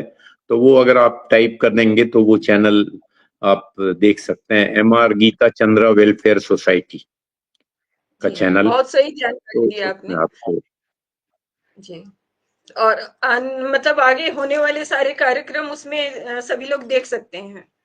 जी। और संस्था से जुड़ सकते हैं। तो मैं यही तो जी। चाहती हूँ कि इस तरह के अच्छे कार्य करने वाली संस्थाओं से सभी लोग जुड़ें और आज देखने वाले सभी दर्शकों से भी कहूँगी कि अन्य लोगों को भी बताएँ उसमें जुड़ने के लिए और चैनल को लाइक और सब्सक्राइब ज़रूर करें। तो सर अब आज का समय तो पहले ही समाप्त हो बहुत चुका बहुत था, धन्यवाद लंबी आपका, बात। बहुत बहुत धन्यवाद। जी, और सभी दर्शकों का, सभी श्रोताओं का बहुत बहुत धन्यवाद।